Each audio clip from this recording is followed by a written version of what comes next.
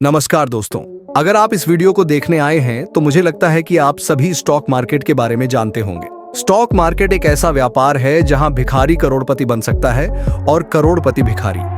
यह एक ऐसा बिजनेस है जो माइंडसेट और नॉलेज पर काम करता है। इसी तरह रायपुरा के एक मिडिल क्लास लड़के ने स्टॉक मार्केट में कदम रखा और करोड़ों की कमाई की। वह थे हर्षद मेहता, जिन्हें मार्केट का बिग बुल भी कहा जाता है। उनकी जिंदगी पर आधारित वेब सीरीज स्कैम 192 भी बनाई गई है। उन्होंने कई बैंकों में स्कैम किया, लेकिन ज्यादातर लोग उन्हें स्कैमर नहीं कहते बल्कि उन्हें इंटेलिजेंट मानते हैं। तो आइए देखते हैं कि उन्होंने सरकार को कैसे स्कैम किया, उनका विकास कैसे हुआ और उनका पतन कैसे हुआ। वीडियो शुरू करने से पहले अगर आप चैनल पर नए हैं तो कृपया चैनल को सब्सक्राइब करें और बेल आइकन दबाएं। अगर आप जानना चाहते हैं कि वह स्कैमर थे या इंटेलिजेंट, तो वीडियो को अंत तक देखें और कमेंट करके बताएं कि वह स्कैमर थे या इंटेलिजेंट।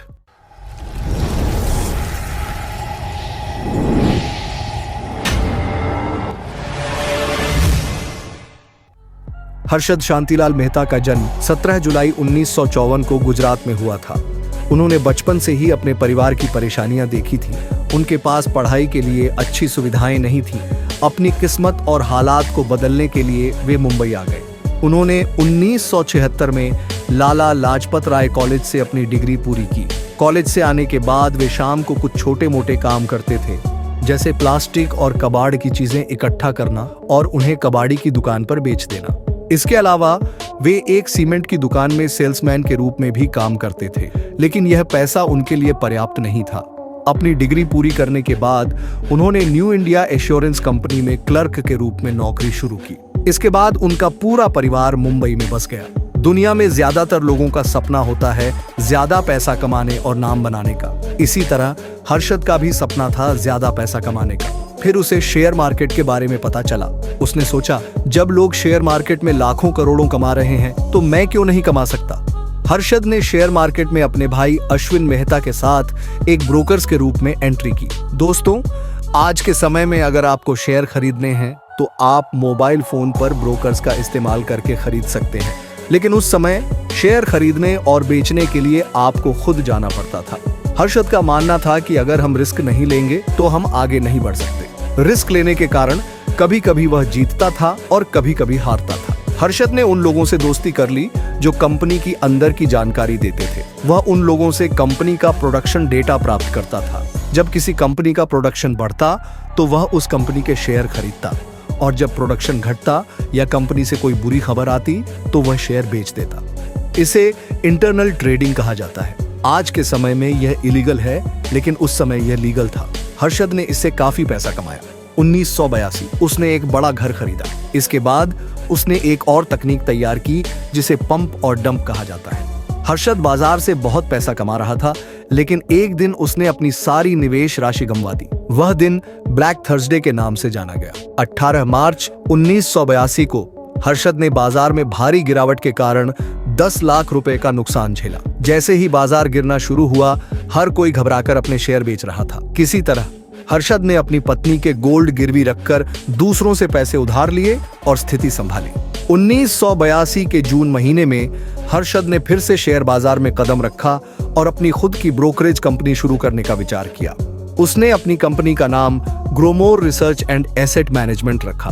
हर्षद अपने ग्राहकों को बताते थे कि कौन सा स्टॉक खरीदना है, कब खरीदना है और कब बेचना है। वह उन्हें गाइड कर रहे थे, यहाँ तक कि उनका जीवन सुचारू रूप से चल रहा था। वह अच्छे लाभ कमा रहे थे और उनकी नई कंपनी भी सफल हो रही थी।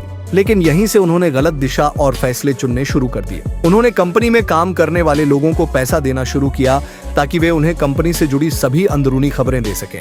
उदाहरण के लिए टाटा कंपनी को लें। अगर उस कंपनी में कुछ दिनों में कोई बड़ा इवेंट होने वाला हो, जैसे कंपनी का प्रचार करना या कोई नया प्रोडक्ट लॉन्च करना, तो इससे कंपनी के शेयर की कीमत बढ़ जाती। कंपनी में काम करने वाले लोग हर्षद को यह जानकारी पहले ही दे देते थे।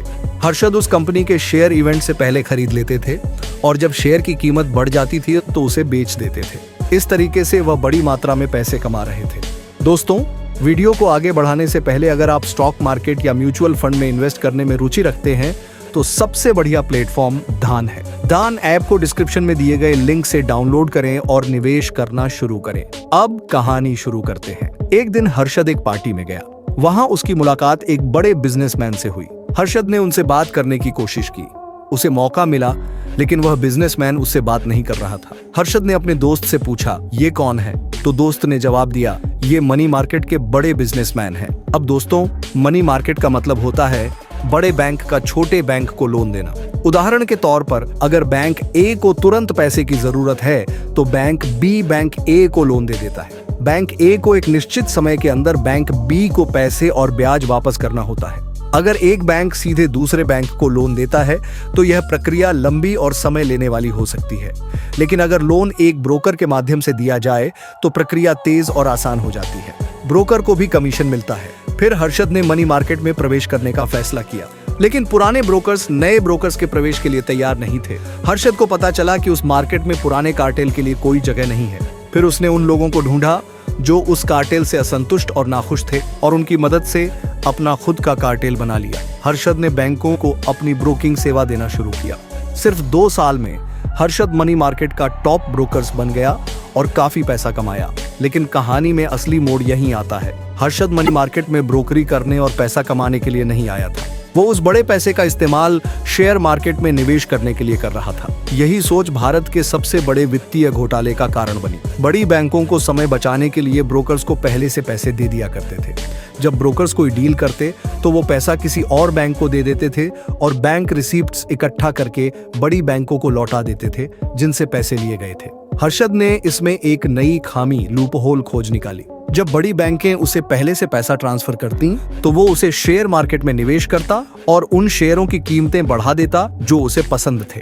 अगर किसी छोटी बैंक से डील आती तो हर्षद स्टॉक मार्केट से पैसा निकालकर उन्हें लौटा देता। इस तरह हर्षद दोनों तरफ से पैसा कमा रहा था। हर्षद ने यहीं पर नहीं रुके, बल्कि उन्होंने बीआर मींस बैंक रसीद में एक और लूपहोल ढूंढ लिया। बैंक बीआर को सही से चेक नहीं कर रहे थे और हर्षद को इस बात की जानकारी हो गई। उन्होंने बैंकों को फर्जी बीआर जारी करना शुरू कर दिया। 1990 से 1982 के बीच हर्षद ने इस पैसे का उपयोग शेयर बाजार की कीमतों को आसमान तक पहुंचाने के लिए किया। 1990 में सेंसेक्स लगभग 800 पॉइंट्स पर ट्रेड कर रहा था और केवल 2 वर्षों में 1992 तक यह 4500 पॉइंट्स पर पहुंच गया। यह लगभग 460% की वृद्धि थी। हर्षद ने इससे भारी मुनाफा कमाया। उन्होंने 15,000 वर्ग फुट का एक बड़ा घर खरीदा और उनके पास लगभग 25 गाड़ियां थीं। उन्हें बिग बुल का नाम भी मिला। मीडिया ने घोषणा की कि वह भारत में सबसे अधिक कर देने वाले व्यक्ति बन गए हैं, लेकिन यहीं से उनकी किस्मत ने उनका साथ छोड़ दिया। 1991 में आरबीआई को फर्जी बीआर की जानकारी मिली। आरबीआई ने इसकी जांच शुरू की और बीआर पर कड़े नियम लागू किए। नकली बीआर बनाना अब मुश्किल हो गया, लेकिन हर्षद ने एसबीआई से 500 करोड़ रुपए लिए थे और वह बैंक को बीआर नहीं दे सके।